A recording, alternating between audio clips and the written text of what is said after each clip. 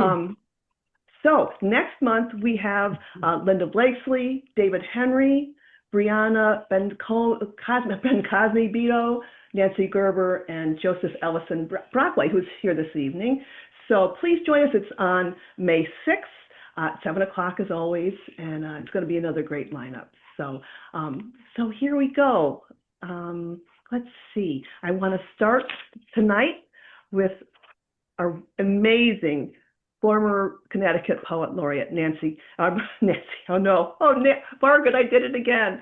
I have a former colleague named Nancy Gibson, and I keep calling Margaret Nancy. But the wonderful poet we have with us is Margaret Gibson, Connecticut State Poet Laureate from 2019 to 2022. She's published 14 books of poems with LSU Press, most recently, Draw Me Without Boundaries. New books will be forthcoming in 2026, Old Love and Present Tense, 2 books in 1 volume. We're really looking forward to that. Awards include the Lamont Selection, Melville Cain Award, Connecticut Book Award twice, finalist for the National Book Award, finalist for the Poets Prize. And with a grant from the Academy of American Poets, she edited the anthology Waking Up to the Earth, Connecticut Poets in a Time of Global Climate Crisis. So please welcome Margaret. We're so delighted you're here. Thank you, Barb. I'm delighted to be here as well, and looking forward to hearing David and Peggy and Ines and Yexi as the evening moves along. It's really a wonderful thing to be here and to celebrate Poetry Month, which includes Earth Day in it as well. The two books which LSU is bringing out are called Old Love, and the other is called Present Tense. They're actually coming out in the spring of 2027. So I'm going to read just the title poem from Old Love, mostly because I'm focusing tonight on love. Love of humans, love of the earth, and also because a lot of the poems in Old Love are really long, or long sonnet sequences and so on. So this is one of the shorter ones. So I'll just begin reading Old Love, and here we go. Early winter evening. I'm making the fire, you're in lamplight reading. As I'm waiting for the kindling to catch and sink deeper into a bed of coals, I wonder what it is, this love I call old love. I speak of it often as if I knew, but right now I trust only what's in touch with silence and rest, the still point at which one is shown. As the fire builds, the flames curl like tendrils around the split oak, which settles and gives as our bodies give, yielding to touch, passionate touch. And yet, as it burns, each log retains form, growing more radiant from within, even as its rough bark fissures and turns ashen. Old love must be like this, a burning fueled by its own intensity, holding nothing back, also an ascent that embraces letting go. What kind of fire are you? What kind of smoke? Letting go pushes the moment further on, draws me right up the chimney on the updraft, floating into the winter night and into the constellation Orion as it hangs above the gnarly branches of the wolf tree maple, whose roots go deep, whose crown must sense the wheeling stars. Old love sets no boundaries, nor does it put asunder. You're reading in lamplight, I'm tending the fire. All those we've loved, still with us, as intimate as wood and fire, word and silence. This is how it is. The shape of light is its own radiance. It's interesting when you fall in love and you're old. It's delightful to find that passion is still there.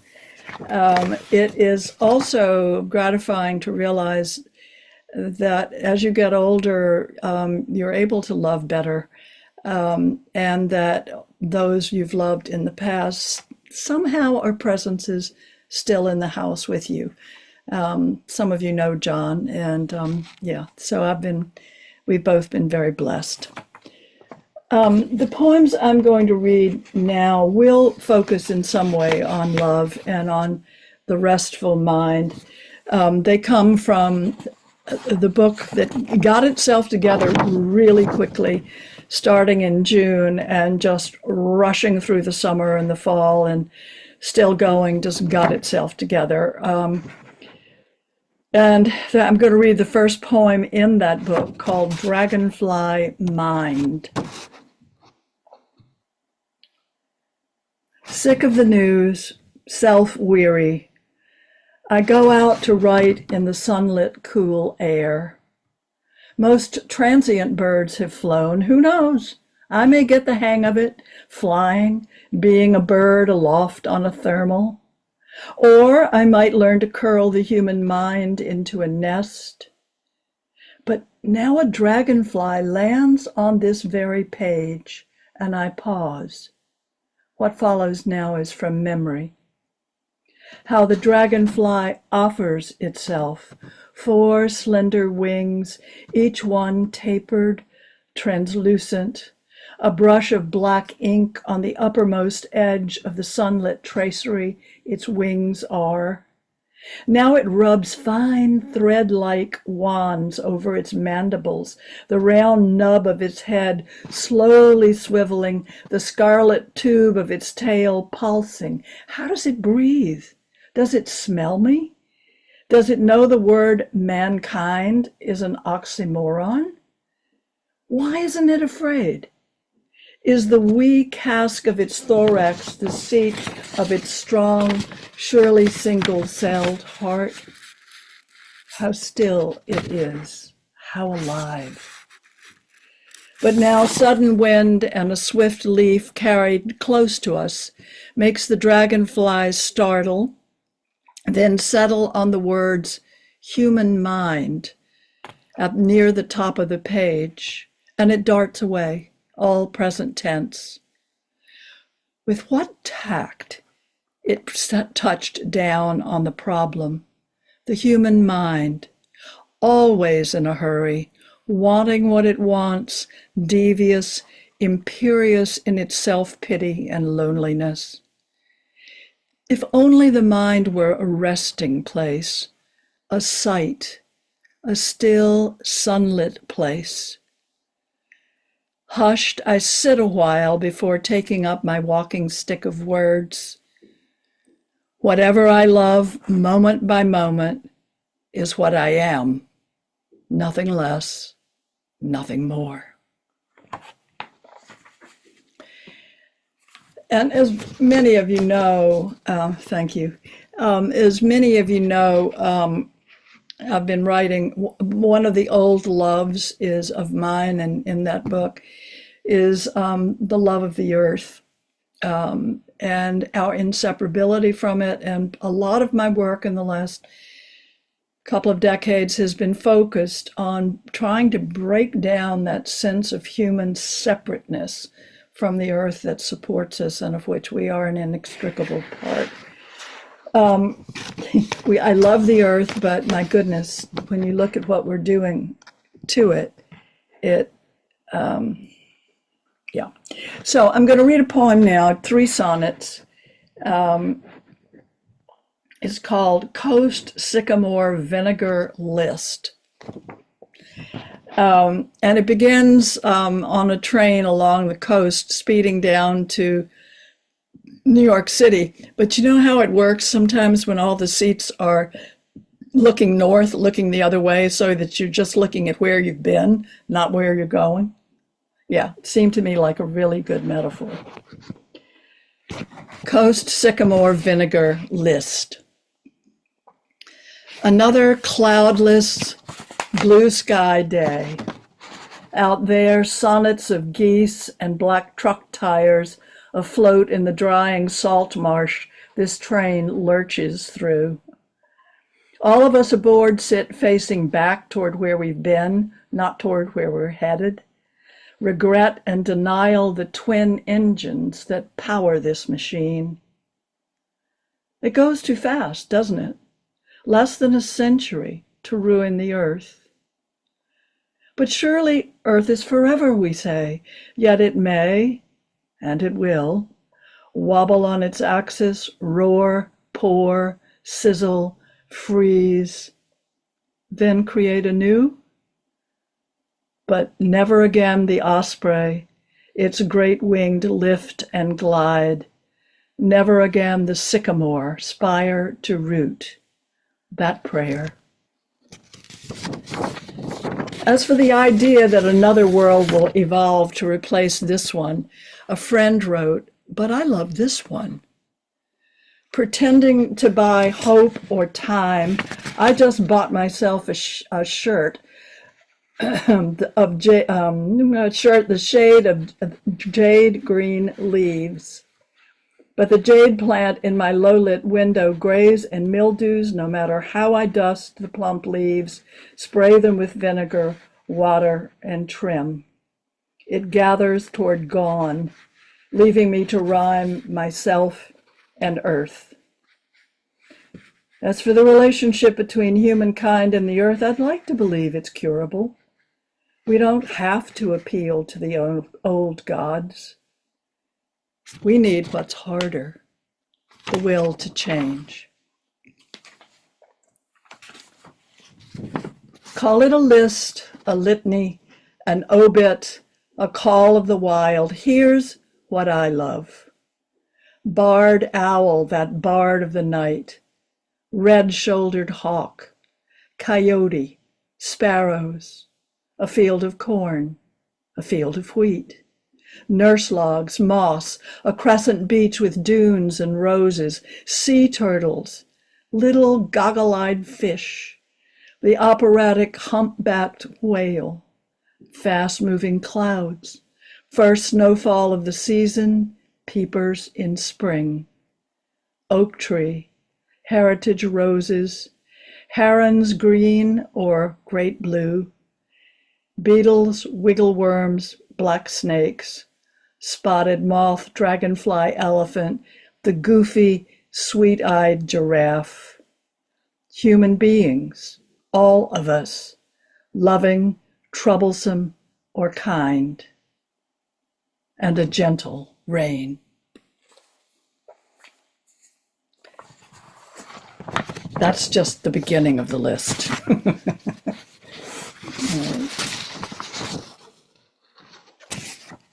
I think this poem, I don't need to say very much about it. It's called The Tree Inside. There's a river in my wrist, I've said before now, made glad by that kinship.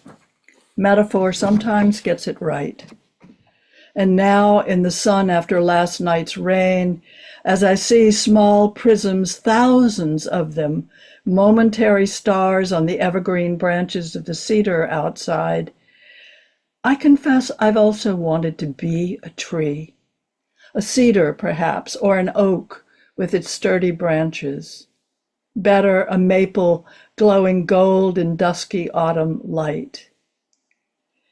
In my bones, I know that the illness which claims me will, in time, take me through fire, earth, water, wind, so that I almost smile when the kind oncologist, wanting to explain blockage and drainage, offers a medical metaphor, the biliary tree. I have a tree inside me. Who knows what my dreams will make of that, but for now, I watch the prisms on the cedar's evergreen turn pearl as the sun goes under a cloud. Last night's rain hid a lunar eclipse. I missed it, yes, but sensed it the night before as the moon, nearly full, pale as a pearl, lifted above our wars and cruelties and lies, None of these made bearable by the moon's bare beauty alone. No. So that you who remain and you who come after, you must cleanse the watersheds and listen to the rivers and the trees. These words are prisms, also ghosts, and they unfurl from the trees and rivers inside each one of us. Don't be afraid. And thank you. And the final poem, this one begins with a memory of a reading that I gave years ago, and it then catches up to the present. I love this poem. It's called Measure. Years ago, reading my poems to an audience, I looked up from the page and into the crowd, mostly strangers, to measure how I was doing, and noticed a young girl. Why ever was she here? Her hands busy in her lap, fingers nimble, eyes cast down, intent as she listened or as she didn't, I couldn't tell. Struck by her intensity, I read on, and after the finish and a scritch of chairs pushed back along the floor, as chatter filled the room like the chitter of birds lifting into the dusk, she walked a straight line over to me, holding taut between her parted hands a closely woven thread, blue and white, as if she'd been able to net clouds and sky, and in a sudden mystical intuition compose a perfect line, tying it off at each end with the flourish of a tassel. Smiling, triumphant, she offered it to me. You read this long, she said, and skipped back to the man who must have been her father. In time, I forgot all about the thread. It's not as if she were one of the fates, not exactly. But today she returned to me as I opened my arms wide to touch a table from end to end, then with my arms outstretched and exact, walked over to a window of blue sky and clouds to measure the space, to see if the table would fit there. Aha, it did. And I nearly bowed, remembering how deeply that young girl's eyes met mine before she vanished into the crowd. She didn't turn and see me place her blue and white woven thread into my book at the center to mark the moment. I was younger then. Now I might place the thread 5 poems or fewer from the end, closer to the immeasurable silence each word I utter tries to plumb. And that young girl, I hope she kept on making things, growing intimate with space and time, aware of her heartbeat as she worked to make sense of emptiness, opening her arms to it, each thread, each word, each step of the way, finding herself, as I have, almost at home.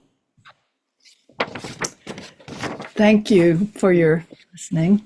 Oh, wonderful, Margaret. Oh my gosh. That last poem, I know you posted it recently, and it's just, yes, I can understand why you love it so dearly. That makes sense of emptiness just gets me every time. It's what young woman's efforts to make sense of emptiness. And of course, the word mankind is an oxymoron. Had me whooping over here. So thank you for always for your earth poems and for your old love poems. They're wonderful. All right. By the way, I posted Margaret's biography in the chat. I meant to do that a little earlier. You're going to find me giving condensed versions of each of the poets' biographies. So please read the full-length one that I will post in the chat sometime while they're reading or after. And great. We'll move on now to our second poet. Yxandra Yex Diaz is an award-winning poet and community leader whose work lives at the intersection of art, education, and culture. a two-time Connecticut Grand Slam champion, 2019 and this year. Yex helped lead the state's premier adult poetry team, who are amazing, to the #1 ranking in the nation, securing the Southeast and more recently Southwest Regional Championship titles. Offstage, Yex serves as artistic director of The Word, development manager at the Arts Council of Greater New Haven, and an AIR collaborative facilitator with the Connecticut Office of the Arts, working to amplify local creative economies. So we're so pleased to have you. Welcome, Yex. Thank you, thank you. I am honored to be here. All right, so I felt like maybe it'd be appropriate to share a variety that speaks to all of the different dimensions of my writing. So I'm going to start off with the first piece that I wrote as an adult and a professional poet. After experiencing what I felt like was writer's block at the time for about a decade, I was inspired, and this was the first piece that came out of me. I don't believe in a God. However, I am not godless. I mean, if everything happens for a reason, how could I entertain the thought that God exists? You know, in a traditional sense, like a past, stiff, rigid, tense, synchronicity be the mistress. The more I explore, it begins to sound like he dropped his S, dropped his dress in suit per recognition. Ambiguous neuter noun definition, he is a derivative of she. This narrative is transitive. Look at how he booked. Mark said in the name of machismo, the more that we grow, he begins to devolve. Demise is the desire that revolves. Acidic teardrops violently dissolve non-soluble solutions. It is she who combats his pollution, seeking retribution for his mess after abandoning his vastness. Son, you too rotate on axis, and as is, your evolution is convoluted. You assume my lunar luminescence solely ad-libs your song of night. Who the hell do you think it is that nurtures your plight? I don't believe in a God, however, I am not godless. I mean, if everything happens for a reason, how could I entertain the thought that God exists? And if he does exist, he's a deadbeat, a mirage like the haze of a dead heat, raising vengeful hens and resentful children, zealots with daddy issues seeking validation, jealous siblings vying, singing inundated praises, sporadic miracles, prayers answered on occasion, the shameless strut of the midnight marauder, perpetrating to perpetuate nuts, impregnating the dead hour.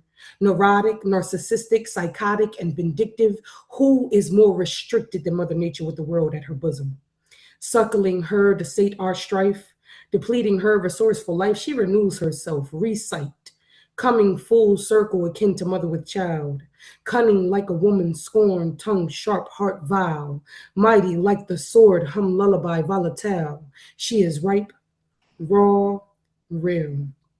Reiterate dismay, alliterate shun, all the pundits beseeching her obliteration. The mercy of her sustenance may be a fate far worse than death, for the substance we ingest is derived of her distress, her distrust. Scarred and marred, disfigured, stretch marked, stretched thin like banshee howling, whipped by her winds, blown out waistline, equating her birth canal to a black hole in deep space, fracturing time, her titties hang, with the wretched stench of still birthrights and aborted namesakes. Despite so, her bounce back game is crazy. She grants respite, long before the bitterness of spite seeps down her throat, settling in her belly, gestating. The aftertaste reeks, threatening to choke, so she spits regurgitating, a reverberation to rebirth a nation. The sound of her exhale is a sigh of relief. Damned, our inhale is a sign of reprieve. She is exhausted with our prolonged state of infancy. We still crawl, though she has taught us to walk. She is tired of carrying us. Bent hip, tilted spine, walk limp, talk slick, yet she exercises a patience divine, the mother of all mothers, the martyr of all matriarchs.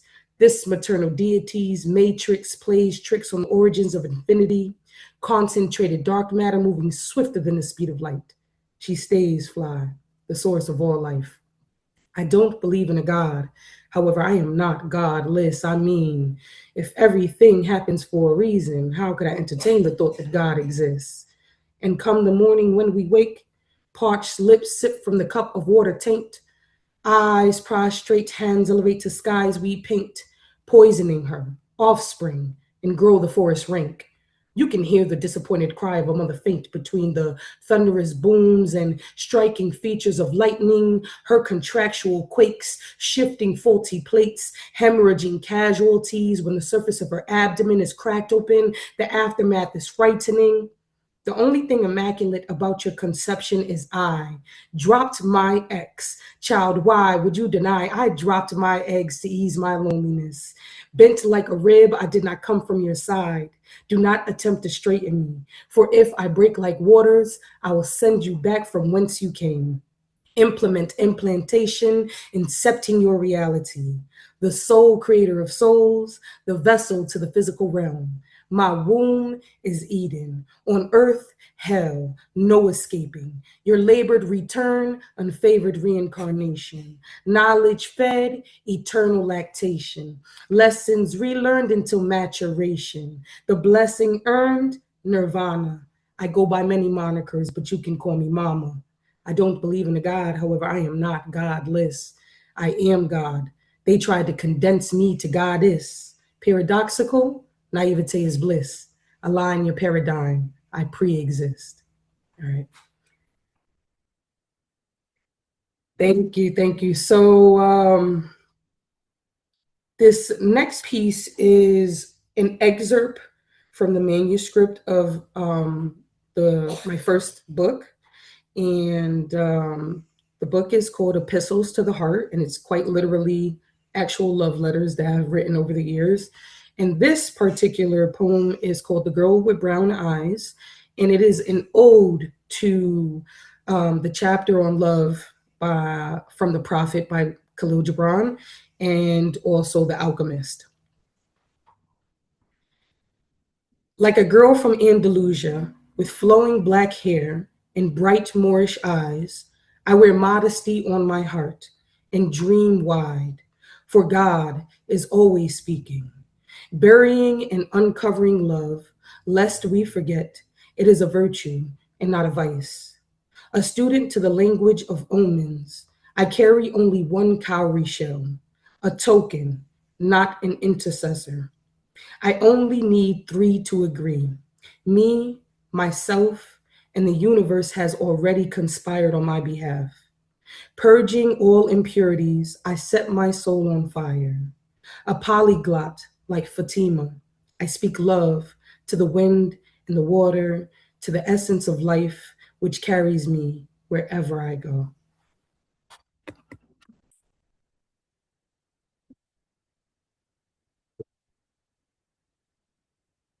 So this next piece is a very cathartic piece that came up after my adult daughter, my firstborn and my only girl, was battling with suicidal ideation. And this was my way of moving through that as a mother. This is called Where Have All the Flowers Gone?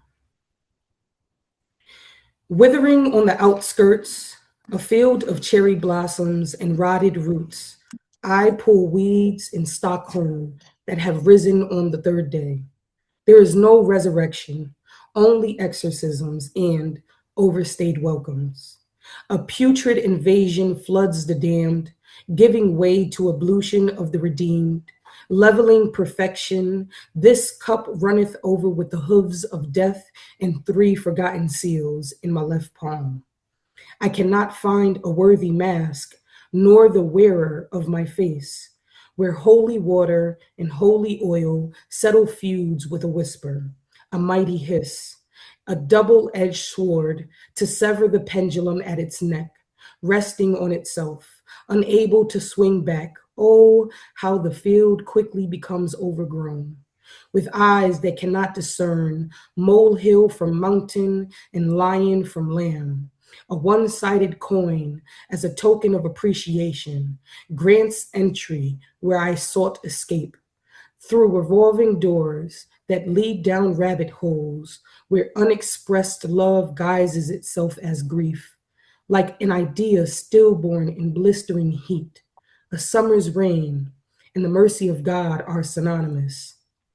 Reckless abandonment trauma, I am a recipe of natural disaster. Drastic in measure,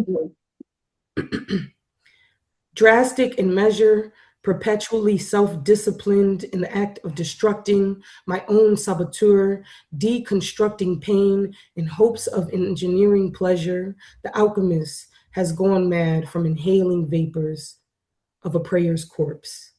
Gaseous and corroding, consuming all available space, facing my own exaggerations, I collide with I, imploding infinitely, vying for endless time.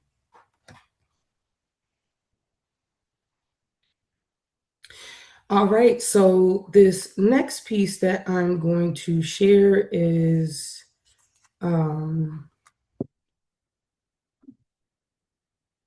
an ode to my brother, mental health taboos and cultural taboos.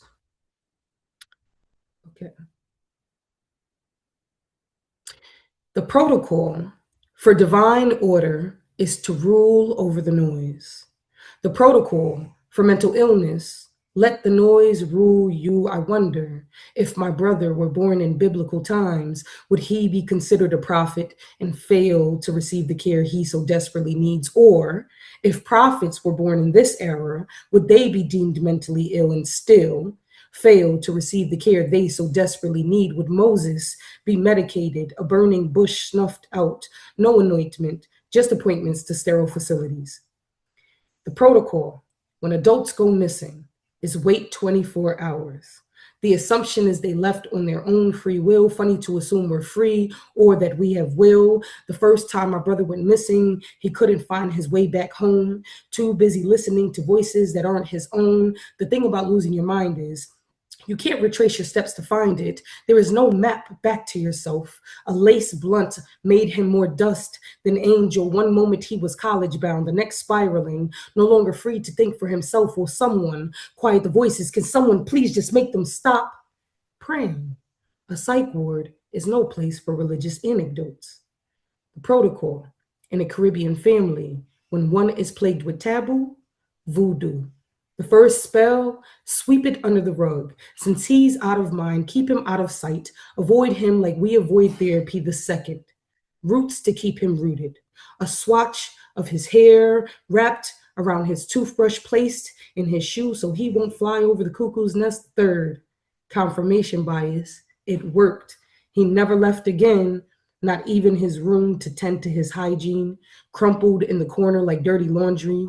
No confessions that the mind can betray the body. No possibility that prayer might not be enough. We are taught demons are either cast out, never cared for. The affliction is either punishment or prophecy, never an illness. My mother did not mourn, but her weeping lasted every night as she waited for joy to deliver her son from the second time my brother went missing. He was gone for 40 days and 40 nights, except there was no revelation, only a man wandering, a missionary without a mission. When Jesus emerged from the wilderness, the world awaited his return. But when my brother came back, he returned to a world that did not wait for him, that did not recognize him, that called him lost even after he was found. The protocol, when a sister becomes her brother's keeper, is to hold a daily funeral procession, to awake each day in the presence of his body and still feel the ache of his absence, to crucify herself for the sins of their father. And by father, I mean mother, because my mother never hugged me, but my brother did. He taught me everything I know. And so the protocol is to raise my brother from the dead, resurrecting the man who saved me. Because when I is replaced with we, even illness becomes wellness.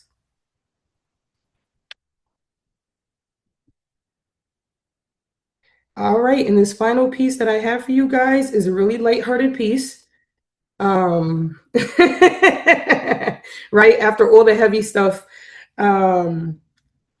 It's called What If? And just for a little bit of context, I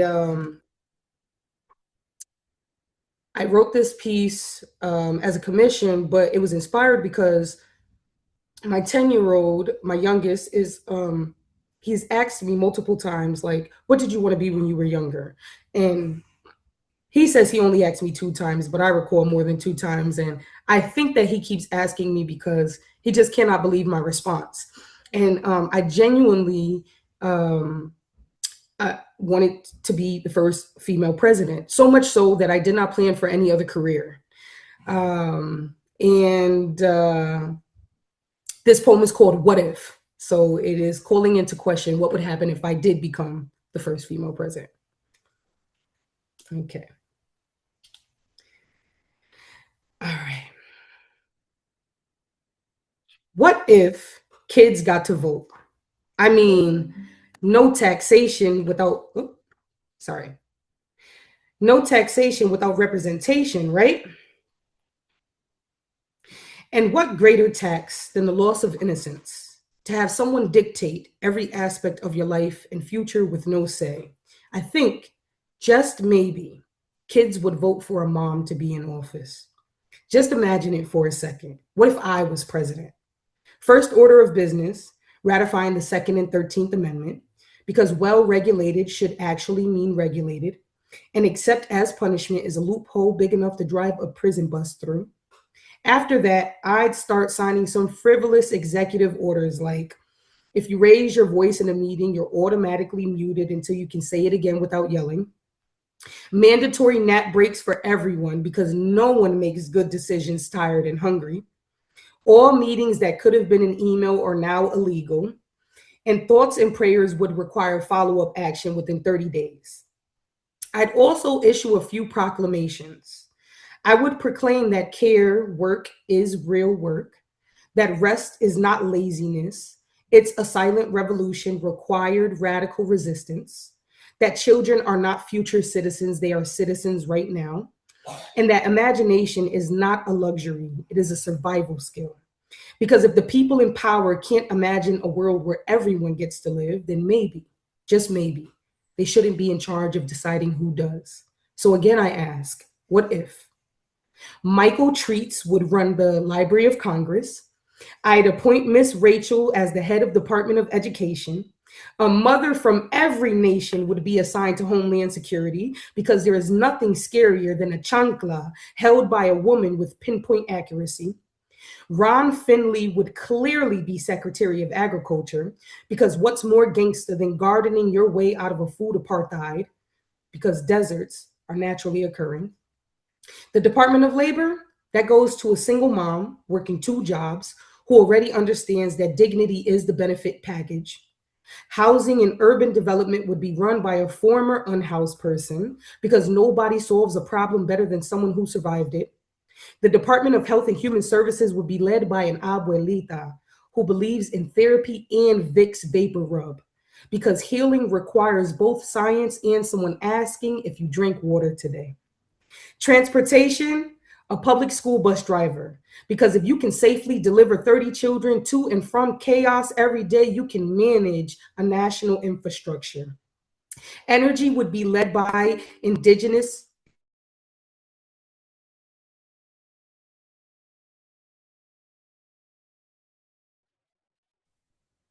Let's wait a second to see if Yex comes back.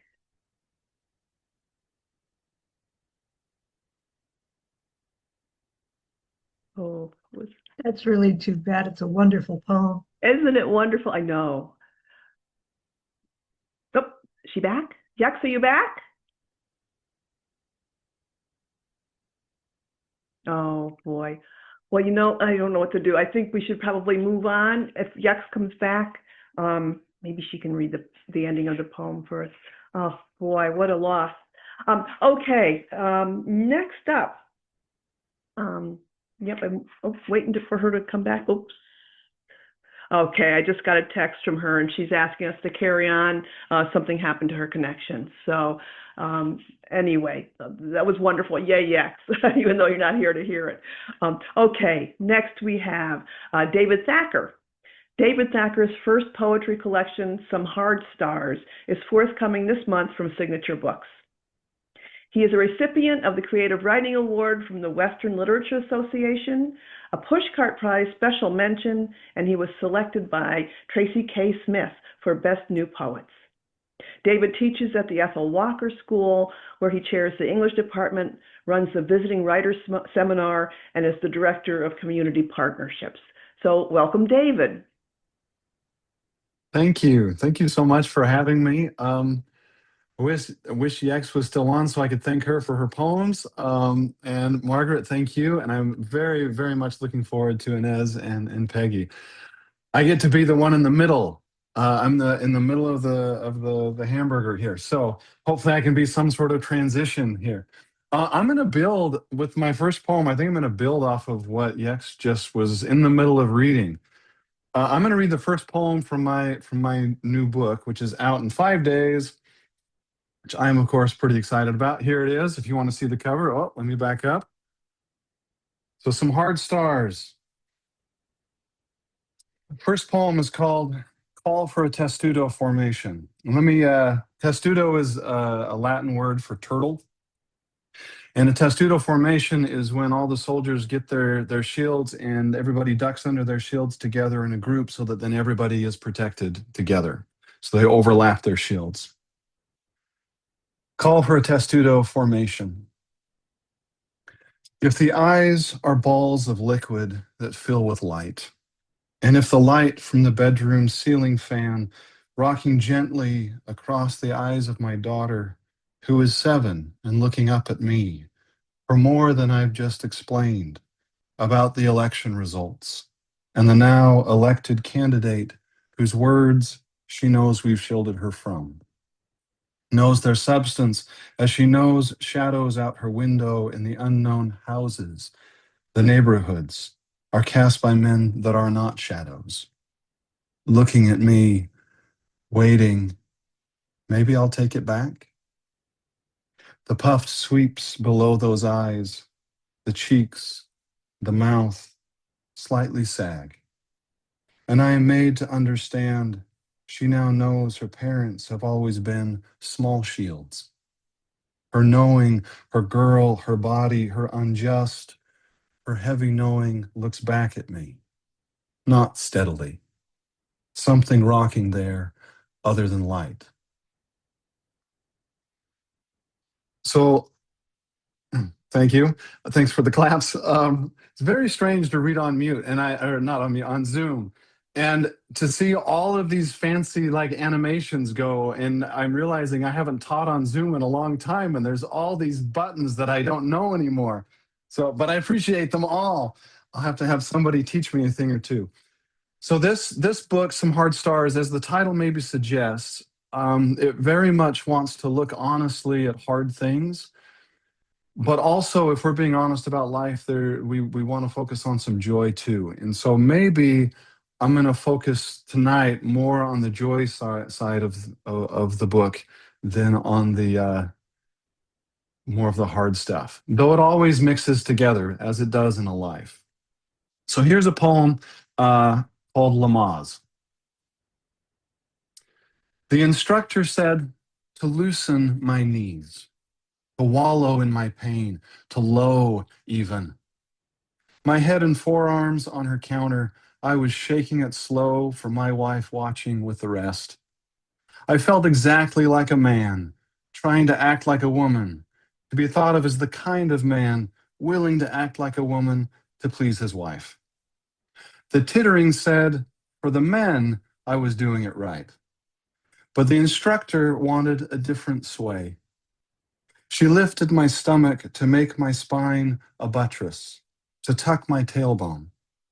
I felt a quiet alignment, a sleeve of light fluting through oak canopy into bowls in the undergrowth, deer beds, lobes and buds around them bright, some webbing trembling like water. When the instructor tapped me on the shoulder, I returned to my seat. Fear creates tension. Tension creates pain.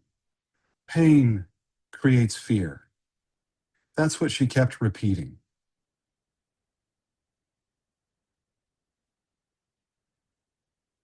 Okay, I'm going to go again with another pregnancy poem. There's a fair number of pregnancy poems in this book. Part of the book comes out of an impulse of reinvention to try to be. I have two daughters. They are no longer 7. They are 17 and 19 now, and but reinvention to become the father that they need. Instead of all the ways that I discovered early on, both in marriage and in fatherhood, all the ways that I discovered that I'd been conditioned to be a male in the world. And so reinventing, relearning, and changing. And so part of the book is tracing that process of that self-examination. Here's a poem called When Everything's Your Body. As if a farmer dragging a harrow through the English garden we've been cultivating these few seasons, the shrubs shin high, flagstones and blossoms where we'd become accustomed, how easily a couple's habits can be wrecked. I've been reading a lot about simulation, how when I say a farmer dragging a harrow, you see a row of angled discs and a red diesel maybe, while I imagine a rake like Apollo's hand. I need to be more specific. I'm feeling everything leveling. There's a low and anxious hum inside my ribs. When we decided your fingernails, spots of cool within my palm, to make another human being, we agreed to also make your body our omphalos, without saying so.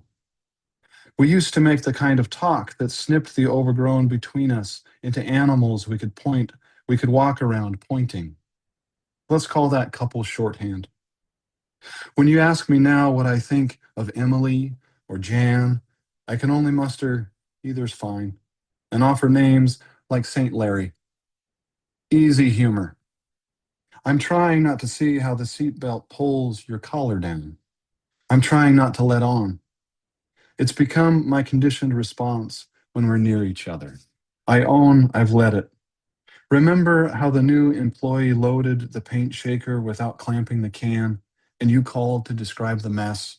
I still simulate an eruption of joyful lilac between you and an early 20s faux hawk. Can we rebuild? I still don't know what you thought when the lactation consultant called a mammary gland an overripe pomegranate filled sometimes with gravel. Let's sip ginger ale beneath Orion. I want to tell you about the girl teaching herself to juggle with ears of corn in the parking lot. It was night, and I was trying to remember our grocery list. I thought the flapping was geese in the dark. Thanks. I like how that poem ends because it's still a surprise to me. Even though I know how it's going to end, it always comes around as a surprise. All right, let's do a poem called Mercy Choir. Let's move away from pregnancy to the middle age, a little closer to now. Mercy Choir. That morning, thinking again about loneliness, I wrote, driving home after a party.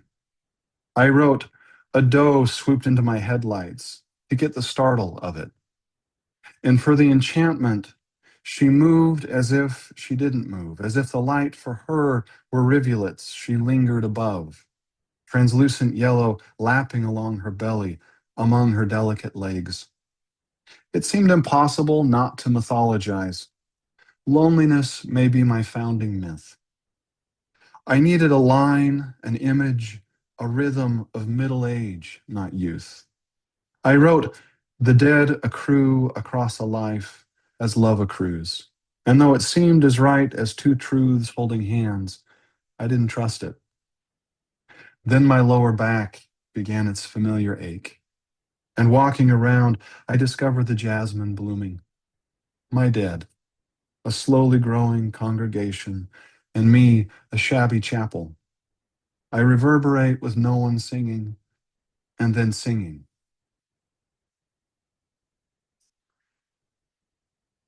Because it's spring, and because Margaret read poems in praise of nature, I want to bring in one of those poems too. So here's a poem called Thanks in Florida, because we used to live in Florida. Thanks in Florida for the amiable sharing of the yard between our rescue dog, now settled in a year, and more birds than I've ever lived among returned and filling my morning with what no one seems to want anymore in poems. The pew pew and the put that puts me in mind of a boy's laugh when no one's watching.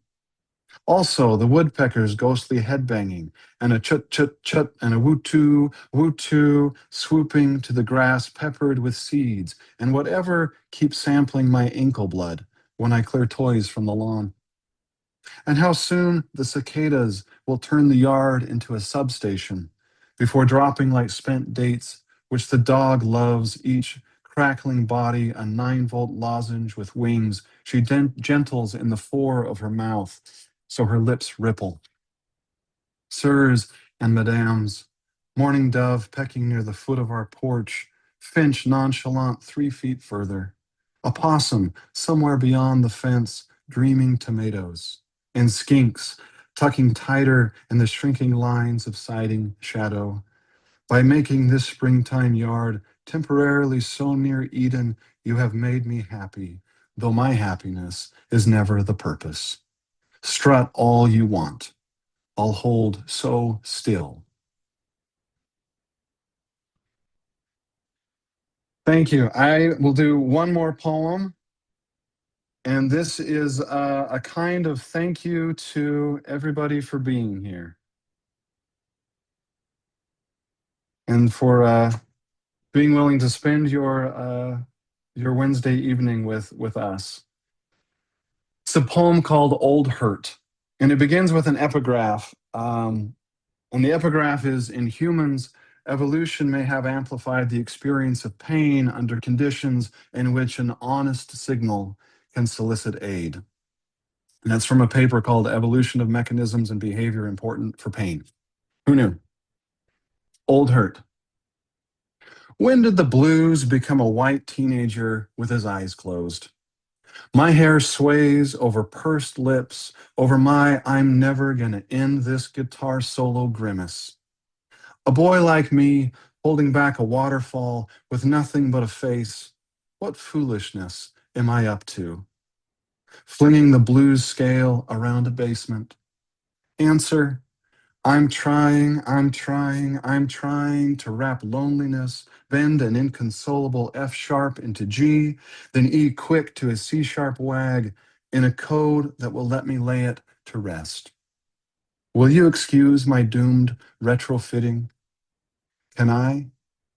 What's lost when an atomized white boy with savings learns gesture by gesture to cloak his yelp in the howls of a past he's never learned? And the tractor beaming future doesn't to cloak mean to hide as a starship and its dazzling tech shimmer and blank? That basement boy, breath by breath, dissolved into the body I have now. And he was given all he was taught to expect. No food deserts, no red lines, no school to prison pipeline. Until my wife's serotonin perfected warp speed flight, and just one system pummeled someone I love and steamrolled on. Those early depression years, each dream we'd harmonized into the air until they became our air, congealed and splattered the linoleum. And my education in humanity sped up. Listener, from this porch of the house I rent, and a land gentle to me, I want to give thanks, wherever you are, for the body you're letting my words strum and bend. This morning, I read that evolution's newest branch of pain is suffering, not slit or bite, not grind or burn, not puncture or tear, but duration, which sat me down a long time. Then thumping from a parked car, keyboard, a contralto's wail, adaptation, helping folks endure what they can endure. and sing. Thank you so much. Thank you, David. Wonderful poems. I love the pregnancy poems, I have to say. And I love that metaphor of the uncapped paint can exploding in the paint can shaker for your joy. So thank you very much. And again, David's upcoming book is Some Hard Stars. It'll be out, when did you say, David? A couple weeks? 5 days. 5 It's available days. for pre-order now. Wherever you like to get books, you can pre-order it there. Excellent. Well, best of luck. Best of luck with that. Okay, so next up, we have another wonderful poet, Ines Rivera Prosdocimi.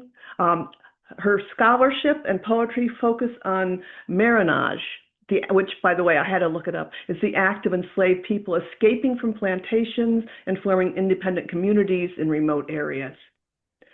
It also focuses on identity and belonging.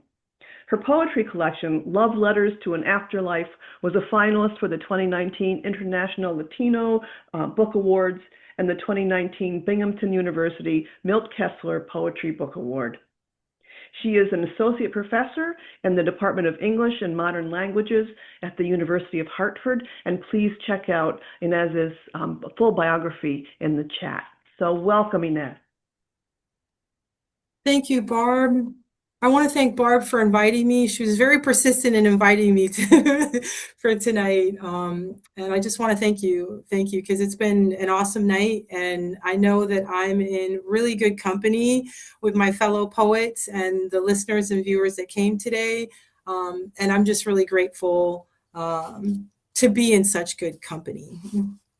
I think my bio said a lot about me. The only thing that I'll just kind of mention is that I'm a person with a foot in multiple worlds. So I'm half Afro-Dominican, I'm half Argentine, I'm first generation American. This means I'm half Black, half white. I've got a foot in the Caribbean, a foot in South America, a foot in the United States. I'm bilingual, I'm bi-ethnic. And I just kind of lead with this information because my sense of home is multiple, right? I'm very transnational, and my work essentially tries to better represent my experience, which I don't think is unique to me. I'll just say that, and kind of carve out spaces of belonging. So whenever I read, I always like to start with a sense of place. And so for today, we're going to go back to the Dominican Republic. If you're unfamiliar with the Dominican Republic, it shares the island of Hispaniola with Haiti, and it's off the coast of Florida. And it's been described as the quote unquote gateway to New World Blackness. So we're going to start in a little town called Bonao. And it's just a town that I really love, and it's the greenest place that I've ever known. So Bonao. Your father's 2 wives were neighbors and friends. Your mother's wide-toothed smile, she smelled of talcum and sweat when she kissed hello and asked how I was. We spent those days lazy, bathing in that cold river that smelled like the mountains, a mosaic of shirts and pants and socks drying on the river's rocks, beside women who sang. We played dominoes, we drank rum, we walked. You showed me your father's lands. Somewhere a bonfire burned. People danced the palo. The clack of sticks filled a darkness swollen with bodies. I'll die here, you told me. There was your mother's dirt floor. We slept behind a bedsheet, separating her from us. I saw a flame tree through the window, smelled the chickens and goats out back, tucked mosquito netting beneath my thighs, feet, and head, just like you told me to do. And no cockroaches and beetles crawled inside my ears. You said something about needing to study, but the city, you did not miss it. Near dawn, your father held your mother, his food cold on the table, your soft snoring next to your mother's soft grunts. your father's querida, querida. In the morning, you taught me how to knock a coconut down, slice it so and take its milk. Have you returned? Is the river still cold? The ground, that shade of red, you could eat. Thank you. Yes. Thank you. This poem, so I'm a comparatist, and that means that I read text in different languages and from different disciplines in order to analyze literature. And so my newest collection that I'm working on is called How to Swallow a River. And I'm essentially revisiting and reimagining women's or rebel women's stories and histories from the Dominican Republic, and specifically from my family. So this poem is called La Ciguapa, and La Ciguapa is a figure from Dominican folklore, and she appears along bodies of water. And if you're not careful, because her feet are actually reversed, she might lure you in these waters. And so I thought it would be interesting to ask what motivates La Ciguapa, and what motivates La Ciguapa, but also to consider how I might reimagine her story. So this is Ciguapa, and it's a sequence poem. 1. It begins this way. Running from a wooden shack, a shade of heaven. A zinc roof pummeled with stars, the Mars Earth going on and on, the heat gliding along your neck like a lover, a blistering fever, above everything, a blood moon. A white man comes like water, chanting your name. He stands like a woman, arms outstretched. His eyes are true. His hands, the color of alabaster when he pushes you down. Thrash, thrash, pull away, he says, as much as you want. Drink, drink up, he says, again and again. A horizon of owls, all around the red-dyed river when he turns your feet to face the other way. 2. It ends this way. Walking, you notice me covered by hair, black as a starless sky, slick as a raven. Your eyes are the first jewels I claim. You remember your mother saying, lakes appear calm, but they can be profound and dangerous, and feel yourself walking away, but walking to me. You are tulips, chrysanthemums.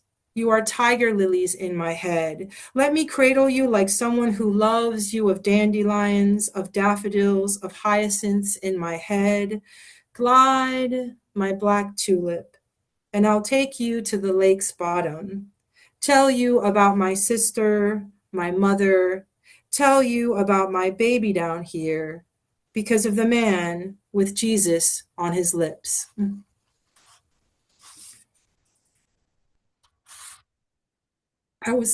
Thanks.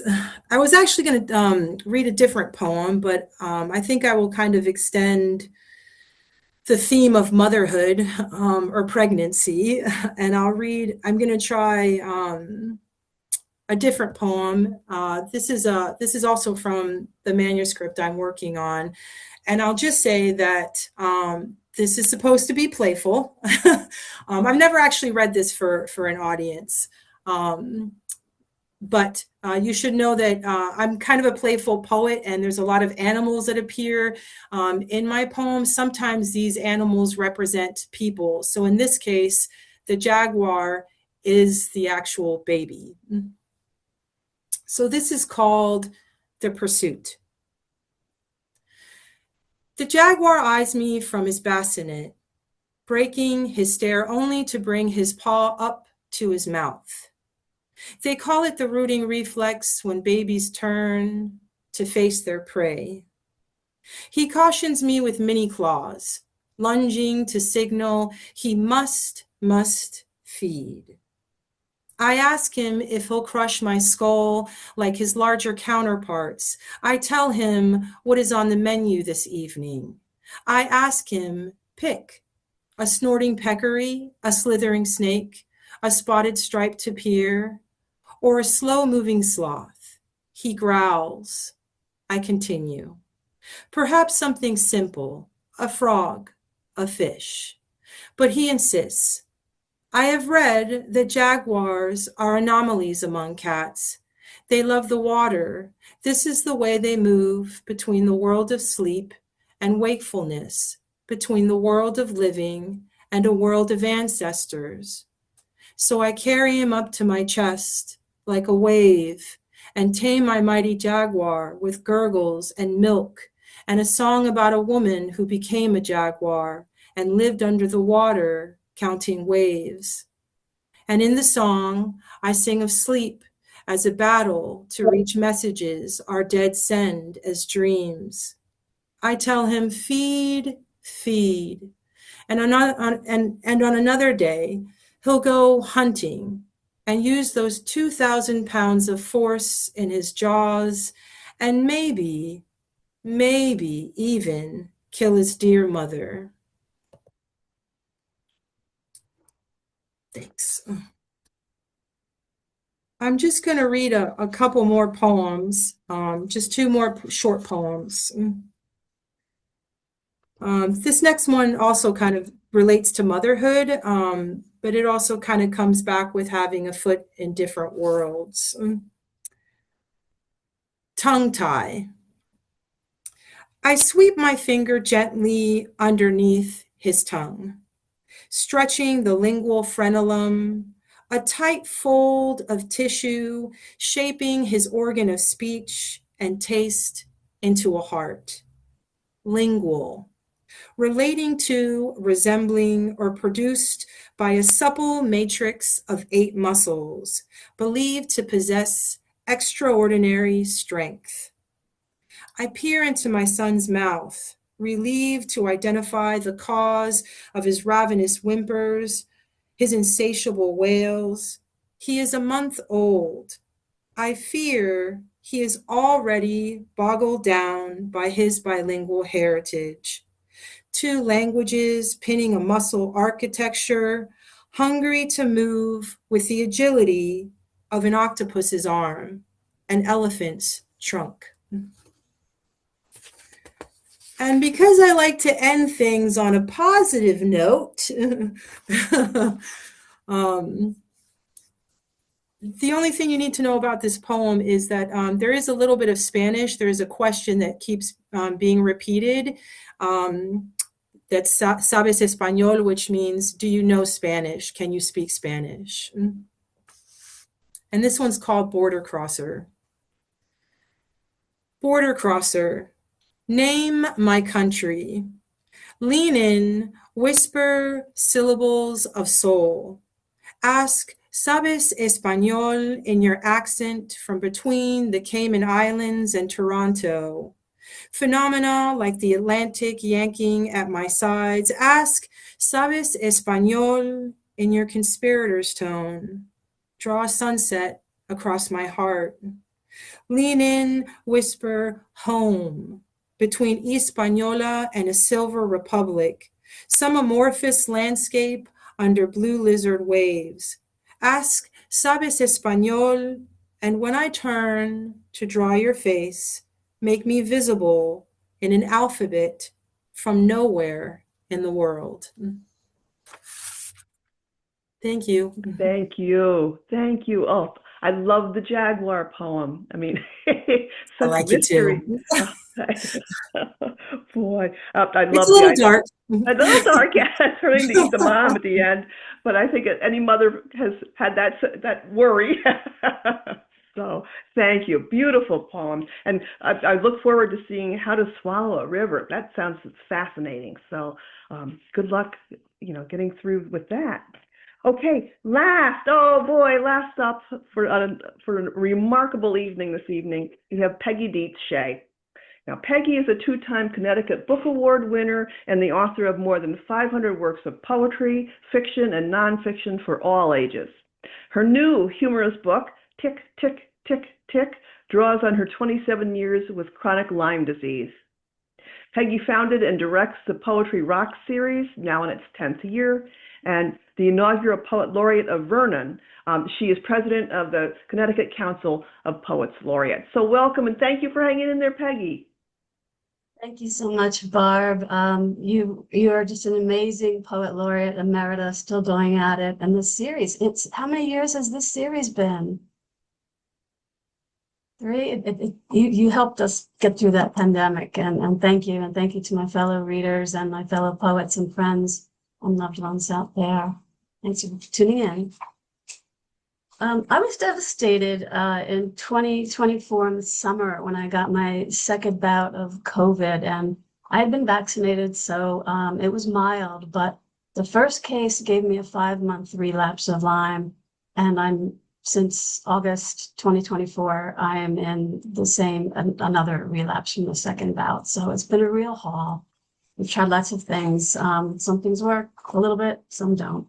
But so I was really pissed off, and I sat down to write a revenge book, but this kind of inner Robin Williams started bubbling up. And I love Robin Williams, and I decided to, go with it, and I actually found a quote from him, and this goes for writers as well. He was talking about acting, and he says, if you just don't interfere with yourself, you're quite interesting. And I'm gonna take that. This book is nothing like I've ever written before, and I hope you enjoy it. Where to start? Research first. Research gives you gifts of language, and you take that language and you play with it. So I thought of my first experience with a tick, and like many of you, probably it was finding one on your pet. So I'm going to jump to the end of this poem called First Tick.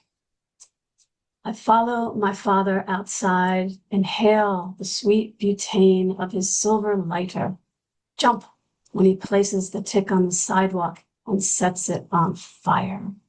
Sizzle, pop, a corona of blood on concrete. Thing about ticks, Dad says, you gotta burn the suckers to be sure they're dead. So of course, my next question for research was, well, aren't there other ways to kill ticks? The shell of most ticks is very hard, so you can't slap or squeeze them like a mosquito, but you can seal them in packing tape to show others, or drop them into rubbing alcohol, a Y-Ways booze, right? If you have a hammer, you can hammer in the morning.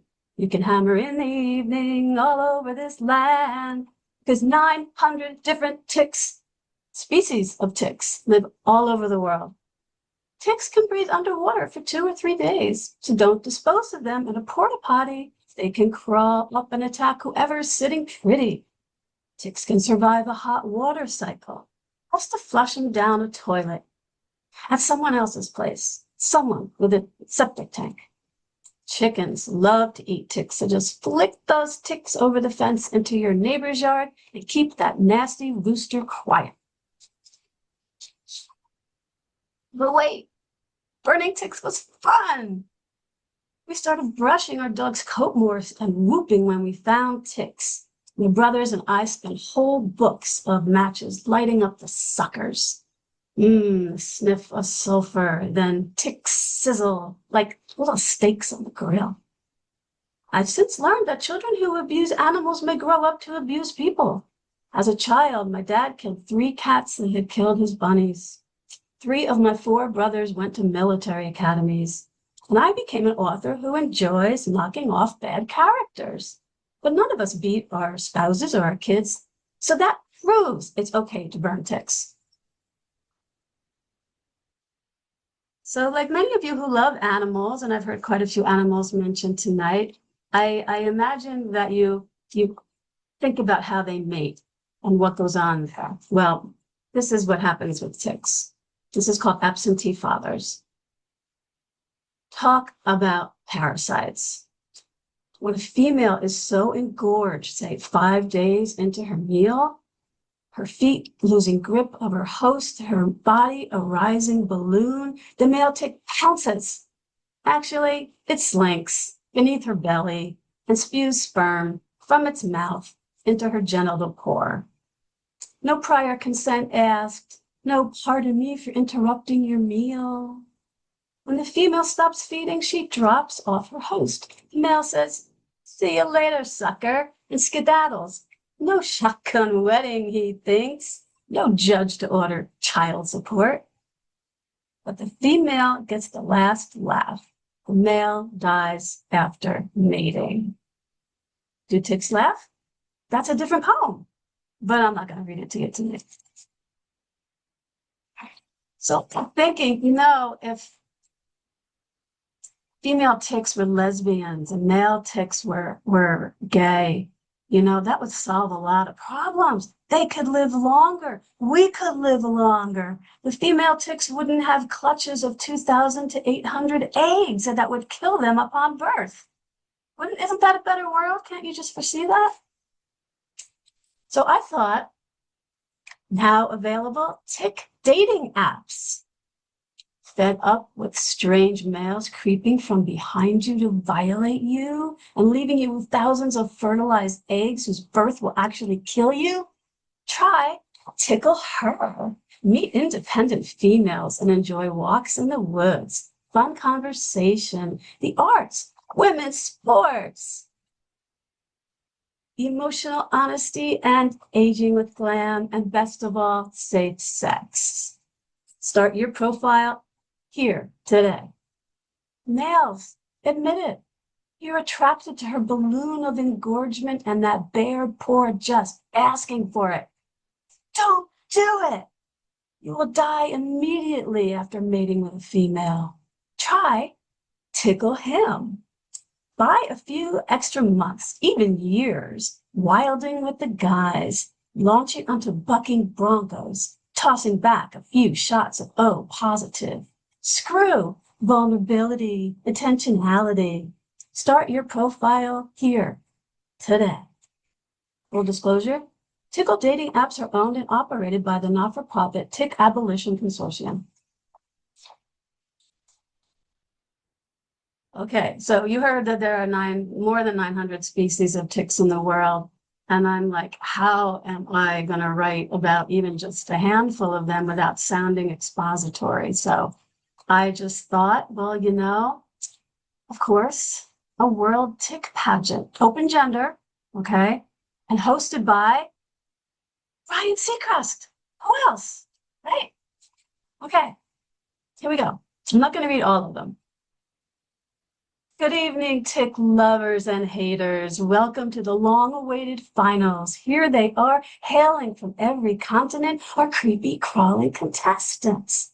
Who will wear the world tick crown? Our first arachnid, Abioma variegatum. Don't let his handsome gold streak shell dazzle you. Also known as the African Bont and Antigua gold, he spreads rickettsia throughout Africa and the West Indies. He's a hard one to get over. In fact, some don't.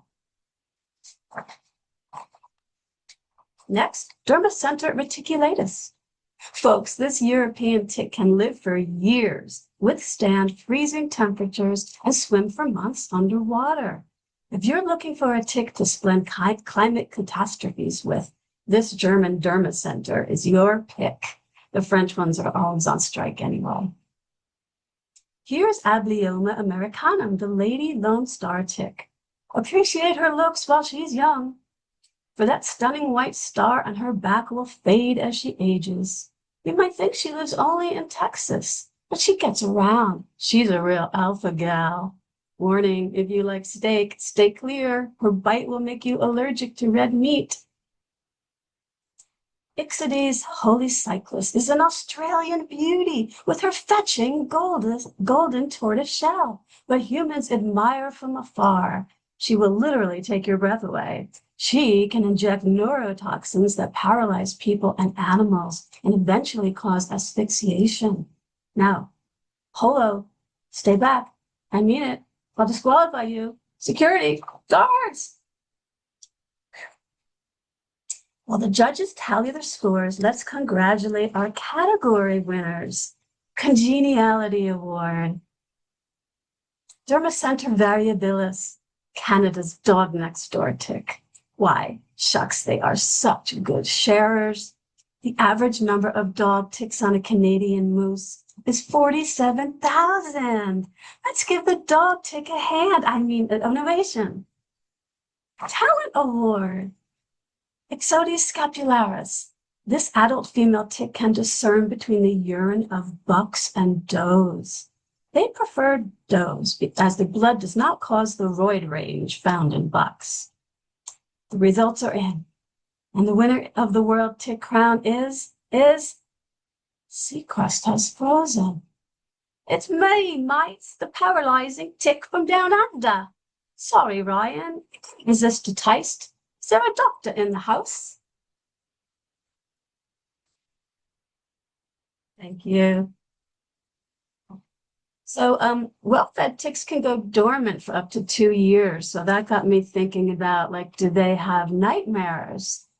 Do they have good dreams? And so I wrote a poem. It's called Do Ticks Have Good Dreams? With apologies to Langston Hughes. Of course, but they're daydreams because ticks don't sleep. Some species can live dormant for up to 2 years between meals. So that's a lot of daydreaming. Ticks daydream of infecting humans who burn ticks, having wings to fly, tasting honey for a change, mating with a ladybug, seeing a tick-shaped cloud, hound hopping at the dog park, starting a craft blood bar. What happens to a tick dream deferred? How am I supposed to know? But dead ticks do dry up like raisins in the sun, or explode if engorged and meet a lit match. And coming off of that poem is the last one I'll share with you tonight. It's called Two Ticks Walk into Bites and Sips Pub. Two male ticks. They're they got the app. The app worked for them. What blood you hankering for? The vegetarian. I prefer light and crisp with floral and fruit notes. Well, that's for wimps. I want a beefy stout. Aren't you on an iron-free diet? Not anymore. I fasted when I was dormant. Now I've got to bulk up. That's steroidal aftertaste. Yuck. Have you tried the blood of a pescatarian? It doesn't clog the heart. Ugh, I'd rather drink a bland blonde. Wildlife does require a finer palate. Have you tried a diabetic? I don't care to quaff a sweet brew. Smoker is a nice bitter. Nothing beats a kitty cooler, especially in the summer. Tender head, fresh, snap. And they go down easy. Less filling, too. Hey, bud, 2 kitty coolers. Chin chin, bottoms up. Oh, Thank that you. is wonderful. Oh, my goodness gracious. I don't know if you got to see any of we have a lot of laugh my ass off comments. It's wonderful. Hold on a second. That's very fun. It's crazy. I've never written anything like that before and just like kind of rode the wave, and it was so much fun, and I'm definitely going to do some stuff like that again. Good for you, because we need it. I never thought I'd be laughing about ticks, but I know, thank you. me either. This was wonderful. What a wonderful evening. Lucy, are you there? Yes, I am. Oh, good. Oh, boy. Well, Lucy, thank you. Thank you, Ridgefield Library. Thank you, Poets tonight. My gosh, we had a huge crowd. It kind of has dwindled a little bit, but thank you all for coming and spending April Fool's Day with us, April Fool's evening. And I hope you can join us next month on May 6th for Poems from Connecticut's Four Corners. Thank you again. Thank Good you, night. Barb. Good night, poets. Thank you, Barb. Goodbye. Thank Thank you. Thank you, my fellow poets. Thank you, everybody. Thank you, everybody. That was Bye-bye. fantastic. Good reading. Excellent reading. Good night.